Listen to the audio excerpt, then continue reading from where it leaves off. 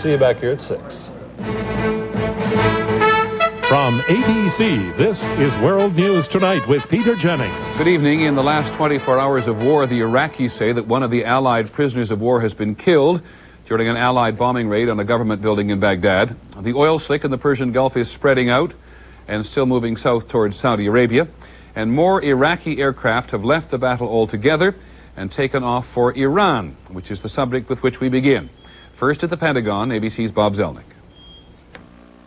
According to the Pentagon, about a dozen Iraqi aircraft fled to Iran during the past 24 hours. Overall, Iraq has sent at least 75 top-of-the-line combat aircraft to Iran, including about 40 F-1 Mirage jets and 15 MiG-29s. Publicly, the military says there is no cause for concern. They have fled the battlefield. They don't have their maintenance facilities with them. Therefore, it is more difficult for them to participate in a battle. So from my perspective, yes, I see it as a net plus for the coalition. But Pentagon officials privately expressed concern about the 30 transport planes also sent to Iran, since these could well have carried weapons and spare parts for later use by the fighters. Military officials say Iran's airfields are now being closely monitored by satellite and AWACS radar planes to make sure the Iraqi planes do not move any closer to U.S. ground or naval forces than they are now. They're further away now from American forces than they would be back at their home airfield in Iraq. So, I think that their fleeing to Iran is more a sign of weakness than a sign of some devious plot. Analysts here say Saddam Hussein may still plan to use these planes in the current war. They note that in the early stages of his war against Iran, he sent combat aircraft to bases in Egypt, Jordan, and Saudi Arabia, only to bring them back later.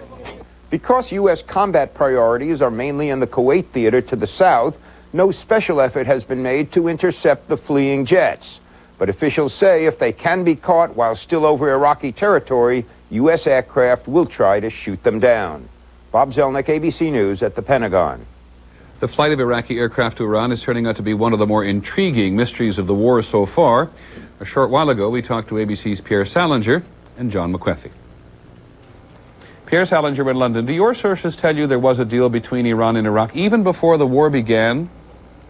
That's correct, Peter. Our sources tell us that a deal was made, and one particular deal was made 3 days before the war broke out. Yitzhak Ibrahim, the deputy prime minister of Iraq, went to Iran and made a deal with the Iranians to provide safe havens for Iraqi aircraft. In return, the Iranians agreed that they would allow those aircraft to leave Iran and return to Iraq if they were needed to participate in the war. We understand that after that agreement was made, a certain number of planes went from Iraq to Iran before the war started. Let me stop you there. Now, what was the deal? What were the Iranians going to get in return, and who were the Iranians the Iraqis dealt with? We don't have a specific name of who Yitzhak Ibrahim met with, but we know that the deal was made because there was a earlier deal made between Iraq and Iran before the August 2nd invasion of Kuwait, a wide deal which was meant to bring closer relations between Iran and Iraq. Pierre, does that mean that Iran had decided before the war it might come into the war on Iraq's side? I don't believe that they intended to come into the war on the Iraqi side, but I believe that they wanted to give as much support as they could, as quietly as they could, without letting the rest of the world know about it. Now, does that deal still hold, or has it fallen apart? That deal does not hold now. As I understand, about 5 days into the war, the Iranians decided that Iraq was going to lose the war, and then decided that they would keep these planes and not allow them to go out. So, as of now, your sources tell you that those Iraqi aircraft have gone to Iran and will remain in Iran. That is correct. They will remain in Iran unless, and this the sources say, unless Israel involves itself in the war, or there are flight attacks on the very, very holy mosques in Iraq, which are also very revered in Iran. Okay, Pierre Salinger in London. Let us turn now to our national security correspondent, John McWethy, who is standing by in Washington. John, do U.S. sources agree that there was a pre-war deal between Iraq and Iran? American officials say they cannot rule it out, Peter, but they say they do not know for sure. There is some circumstantial evidence that there was, in fact, a deal between Iran and Iraq to allow Iraqi transport aircraft and commercial aircraft to get out of the war zone. There is also some evidence which indicates that Iran was both surprised and very unhappy when the first of the warplanes started coming across. They, in fact, turned the first few of them away. Now, Iran, as we all know, is a very fractured place politically. Does the U.S. know who the deal was made with in Iran? They don't know who the deal is made with. In fact, they don't really know that there was a deal. But what they are saying now is that they tend to believe what they are hearing from Iran, because Iran is speaking quite unusually with just one voice in both the public forums and in private communication. In just the last 24 hours, Iran is saying those aircraft are not going to leave. And I might just add, Peter, that U.S. officials are speculating that Iraq may never get those aircraft back. As you know, Iran has long sought a first-class Air Force, and just by chance, one has just arrived on their doorstep for free. And the $64,000 question for Americans, John, they trust the Iranians at the moment? Well, not necessarily trust them, but they have very little choice but to listen. John McCarthy and Pierre Salinger. Here's one of the suggested reasons, or another suggested reason, why the Iraqi Air Force may be fleeing the scene of battle. Many of them have been hiding in deeply fortified bunkers. At the Pentagon today and on Israeli television, there is the suggestion that Allied planes have hit many of them. The Israelis say actually a third. In a moment, a continuation of the air war going after well-dug-in Iraqi targets in Kuwait. On the American agenda tonight, the state of some domestic issues awaiting presidential attention, and school children and their buddies in the Marines. This is World News Tonight with Peter Jennings. Brought to you by Scope. Nobody kisses in the morning. Nobody I know. Morning breath. We kiss, but not on the lips. Not in the morning. The worst breath of the day. We haven't kissed in the morning in 15 years. 16. So get the mouthwash with 2 antiseptic ingredients that kill 90% of the bacteria that cause morning breath. Scope. I love kissing in the morning. Oh, that's the best part. This Valentine's Day, bring back the morning kiss with antiseptic Scope and have a happier Valentine's Day. Here, Joe. Careful, Mom. It could break real easily. Hey, everybody. So what's the concern? A whole meeting about springs and struts? Those details make a difference in a smooth ride. Neptune looks a little wobbly up there. The whole thing's wobbly. Now, with these kind of meetings, we work better together. We build better cars. It's that simple. Everybody here is working together. Everybody has a responsibility for the final product. That's why our cars have gotten so good. Iraqi radio said today that Allied airman, it did not give either a name or a nationality, who had been killed in the Allied bombing of Baghdad, was being held hostage at the Ministry of Industry, and he died, say the Iraqis, during an air raid last night. The Pentagon says it has no information. This is about as much as we know of the air war today. 1,300 combat missions, 1 Iraqi plane shot down, no U.S. losses, and with Iraq's Air Force virtually out of the picture, one American intelligence officer said it looks as if the poor Army guys have been left on their own. At the Pentagon briefings today, there was no word about how well the attacks on the Republican Guard are going in occupied Kuwait or southern Iraq, but there was a hint from some of the pilots who are doing the bombing. Here's ABC's Jim Hickey. After nearly 2 weeks of war, U.S. fighter pilots have developed a healthy respect for Iraq's air defenses. These Marine pilots say the number of surface-to-air missiles fired at them has dropped off. Many SAM sites have been destroyed, and what is fired is ineffective. Anti-aircraft artillery, AAA, however, is still a big threat. We had a lot of AAA this morning, which you can see it goes off, looks like popcorn going off below you. Marine FA-18 pilots are still concentrating their attacks on Saddam Hussein's elite Republican Guards in Kuwait. They say the guards are being hurt, but admit they don't.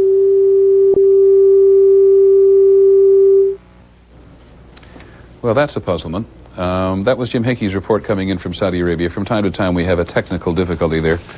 But there's nothing untoward in many of the cases. We would remind you, by the way, that all of the news from the Middle East is subject to censorship. We have some television pictures from Iraq today to show what the Iraqi government says is destruction caused by Allied bombing. Iraq says the bombs hit residential neighborhoods in the city of Basra, as well as in the cities of Al-Najaf and Kufa, considered sacred to Shiite Muslims. In the view of some Middle East analysts, those bombings in the holy cities, if they did take place, would be effective in drawing the Iranians closer to Iraq, because both countries have large Shiite Muslim populations. Refugees reaching Jordan from Baghdad say the road from Iraq up to Jordan is under attack now almost every day, and that Allied bombing along that road is killing civilians. Pentagon officials say that the road is also used by the Iraqi military to move, among other things, mobile Scud missile launchers. Pentagon says again today that civilians, when they are killed by accident. We'll try now to rejoin Jim Hickey, or at least join him at the beginning, perhaps, for some sense of what's going on in the whole report. He's talking to pilots who've been out bombing Iraqi positions in occupied Kuwait and in southern Iraq. After nearly 2 weeks of war, U.S. fighter pilots have developed a healthy respect for Iraq's air defenses. These Marine pilots say the number of surface-to-air missiles fired at them has dropped off. Many SAM sites have been destroyed, and what is fired is ineffective. Anti-aircraft artillery, AAA, however, is still a big threat. We had a lot of AAA this morning, which you can see it goes off, looks like popcorn going off below you. Marine FA-18 pilots are still concentrating their attacks on Saddam Hussein's elite Republican guards in Kuwait. They say the guards are being hurt, but admit they don't know how badly. Damage assessment is difficult. The pilots say they are having problems finding some of the targets, like tanks, because they are so well dug in. You know, you can hide a tank, you throw a bunch of camouflage netting over it and throw some sand on top of it, and it's not doing them any good, but we can't find them for the time being either. Ground crews scrambled to launch more FA-18s as the Marine pilots intensified their assault on Iraqi troops, which are proving resourceful. They've gotten very good at repairing everything that gets damaged. You know, their engineers, I'm sure, are very good. After so many days of continuous bombing runs, fatigue among pilots and ground crews is becoming a factor. Not enough to be a major problem yet, commanders say, but enough to cause concern. Squadron leaders are rotating schedules so that pilots and crews get a full day off to think about things other than flying. Still, the priority is flying and taking out anything Iraq might use to threaten U.S. ground forces, like artillery batteries. Our intent is not to go up there to dismay anybody. Our intent is to go up there and kill them. The pilots are confident they will do just that when the well-dug-in Iraqi troops finally move out. This is Jim Hickey with the 3rd Marine Air Wing in the Persian Gulf. The President's going to give his State of the Union address tonight. When we come back, some of the other issues he'll want to address. Take a look around me at a place like none on land. Sail away now, you'll find me. The world's at my command. Of all the resorts in the world, one takes you to the great places of the world. Royal Caribbean, the grand resorts of the 7 seas. Isn't it time you discovered them?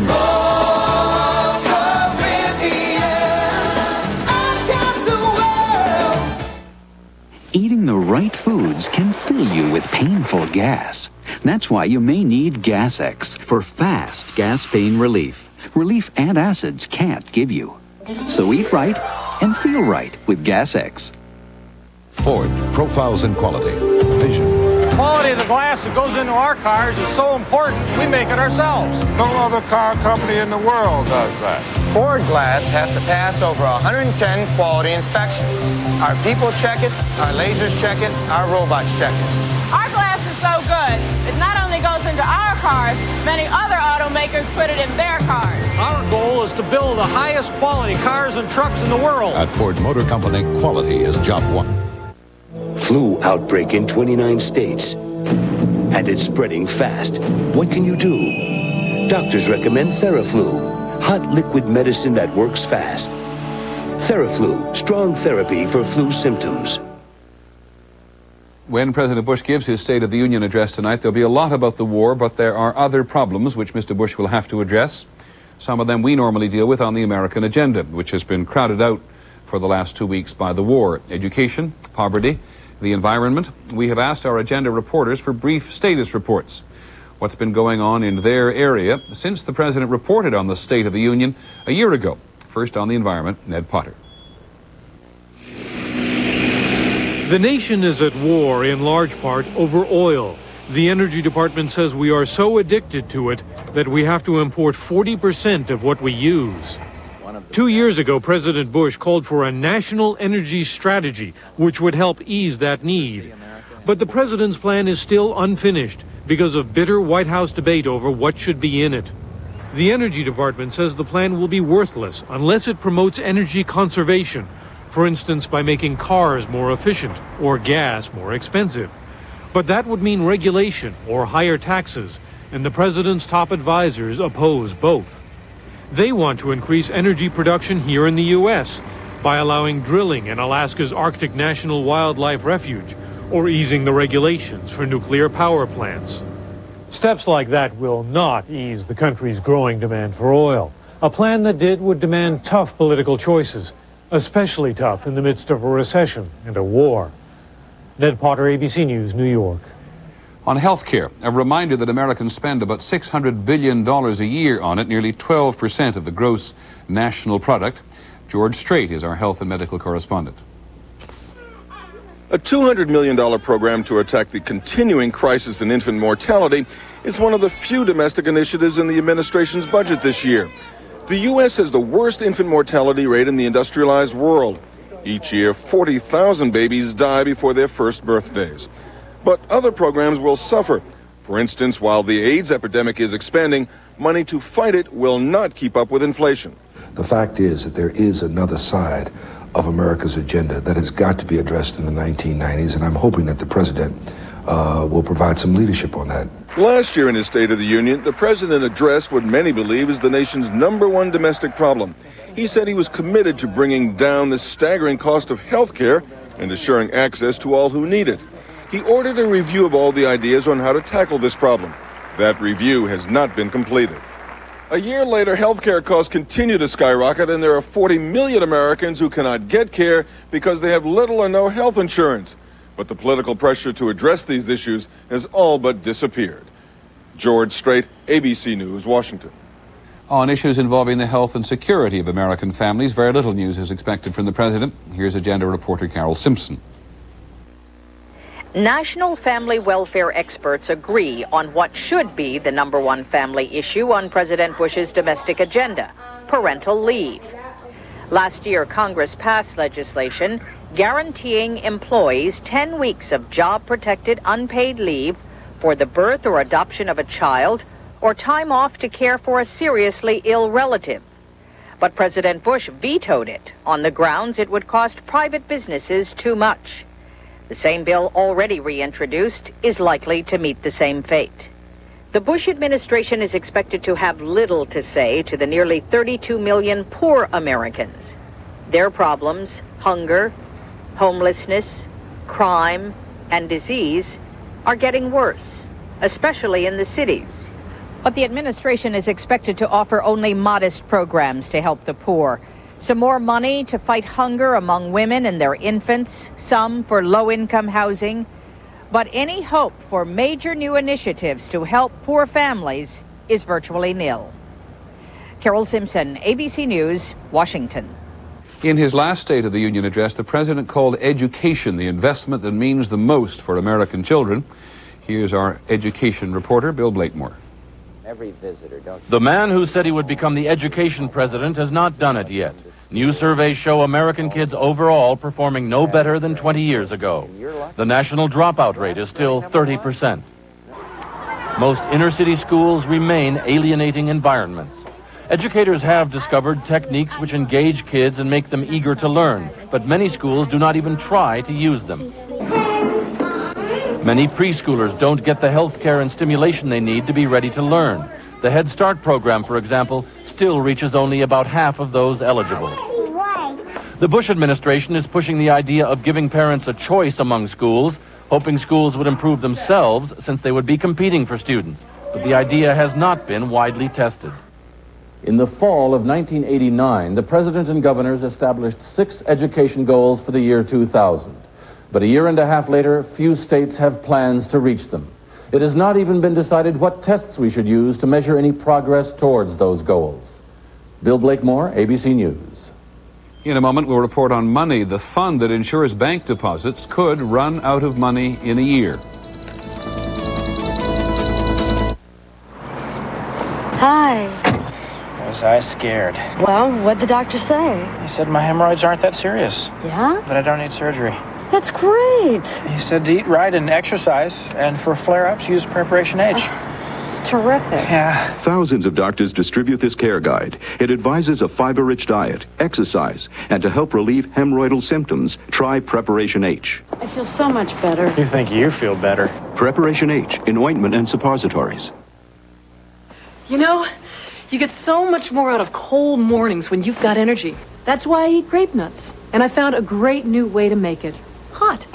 Just pour your grape nut cereal, add milk, and microwave it for 1 minute. You've got this warm, hearty taste that feels so good. And a natural energy source to help keep you going. So, even if it's a cold morning, hot grape nuts helps make it a good one. Try it yourself. Hot or cold, breakfast with Post Grape Nuts helps keep you going strong all morning long. During the course of one 60-minute workout, a body can be depleted of vitamins B6 and C, carbohydrates, and valuable potassium, all of which, it so happens, can be replaced by eating one Chiquita banana. So whatever you put out, put back. Chiquita, quite possibly the world's perfect food. What would it take to get you to change from Advil or Tylenol? How about new Bear Plus? Bear Plus has Bear Aspirin for powerful pain relief and Stomach Guard to help prevent stomach upset. So bang pain back with new Bear Plus. Tough on pain, gentle on your stomach. Do yourself proud, make you look beautiful, do it for yourself with Minwax and Wood. Get beautiful color with Minwax Wood Finish and lasting protection with Minwax Polyurethane. So do yourself proud with Minwax and Wood. For months now, government regulators have been warning it is not only the savings and loans that are hurting, the nation's banks are in trouble too. Some specifics today about how much trouble. A warning that the fund which insures deposits in the nation's banks may go broke in a year. Here's our economics editor, Stephen Ogg.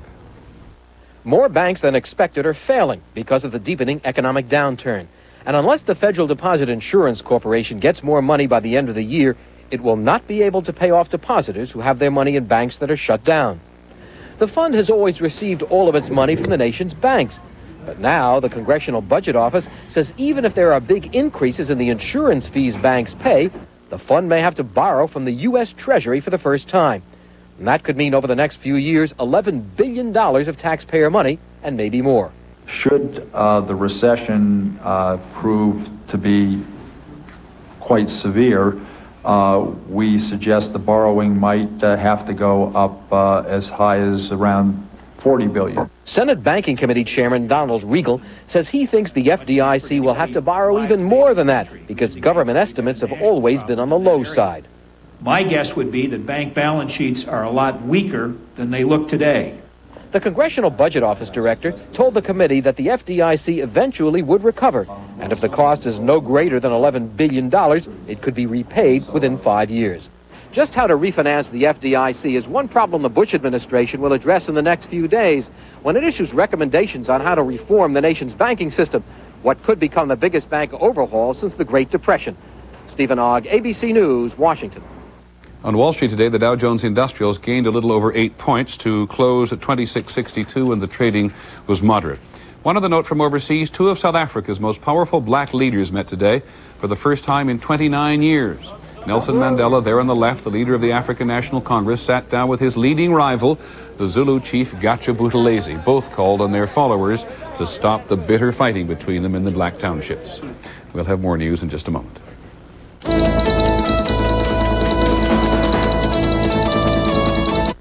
So you claim you were getting your oil changed at your GM dealership. Is that correct? That's correct. And how long did this take? An hour, hour and a half. Really?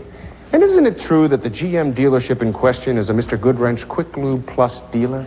And isn't it also true that they guarantee a complete GM oil change, lube, and 10-point maintenance check in 29 minutes, or the next one is free?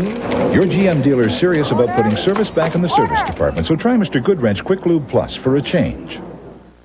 A lot of you insist on eating wheat thins and oat thins because they taste good. But the whole idea behind these crackers is that you can eat them without feeling guilty. That's why they're baked, not fried. I mean, eat them because they're delicious, and you miss the whole point. Cut it up to here with antacid taste. Then get great flavor up to here with extra strength Malox Plus Cherry Cream. Up to here with mint cream. Up to here with lemon Swiss cream. Malox, you're the best. It's the strongest, best tasting antacid. What's different about Polident? Refreshing mint. There's a minty mouthwash ingredient in every tablet. Other cleansers may get dentures clean, but Polident gets the minty fresh clean. Super strength, super minty, Polident. Pain from just one sensitive tooth can start the domino effect. Pain can make you stop brushing, lead to plaque buildup, gingivitis, periodontal disease, even tooth loss. Sensodyne toothpaste helps stop the pain and the domino effect. The threat of war is on all our minds. Until the Gulf crisis is over, ABC News is committed to reporting what's happening each night on Nightline with Ted Koppel. Finally here this evening, a lesson in separation. The war reminds us how deeply the military is often involved with individual communities, particularly those near military bases. Many schools, for example, are adopted by military organizations. The idea is to provide children with role models and sometimes friends. Now some of those friends are in or on their way to the Gulf.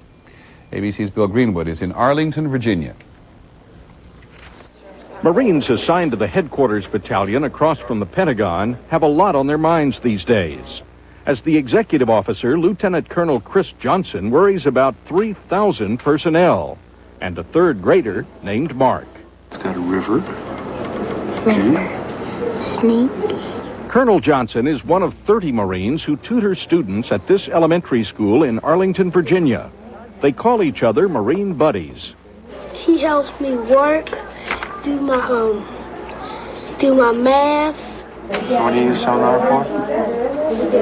To measure the ocean. He had, before his father left, him and his father built a little log cabin. Well, I think it's very important that we provide them a role model and also to reinforce what the teacher has said in the classroom. A few Marine buddies have already been sent to the Persian Gulf, and Principal Ellen Kahn says the students worry that more will have to go. I think if many of them were to ship out, the anxiety level, which is already fairly high among these children with concern for their buddies, would intensify. It would really disappoint me, you know, and it would hurt me inside. I know that should I have to go, that I would certainly keep in touch with Jessica. She might get killed. She might. And she might not. For now, these are the only marching orders that count. Sergeant Major Johnny Morris has the school safety patrol to shape up. His Marines are already squared away. Bill Greenwood, ABC News, Arlington, Virginia. That's our report on World News Tonight. We'll be back with the President's State of the Union message and the Democratic response at 9 o'clock Eastern Time. And as always, a report on the war for a minute or so every hour. I'm Peter Jennings. Good night. And now, the news continues with Channel 2 News at 6. Good evening, I'm Ann Holmes. And I'm Bob Mueller. In our news tonight, a joyful reunion at the Metro Airport this afternoon. A Nashville mother and her two daughters arrived home from Saudi Arabia, where the Gulf War has raged around them for the past 2 weeks. Judy Smith says she's glad to be back in the U.S. Channel 2's Celeste Bishop met Judy and her two daughters at the airport this afternoon. Hi, Mama. Hi, darling. This is the first time Judy Smith has seen her mother and other family members in a year. She and her two daughters were in Riyadh with her husband, who's an accountant with an Alabama defense contractor. Judy and her girls vividly remember the night the bombing began. We were already asleep and we heard several booms,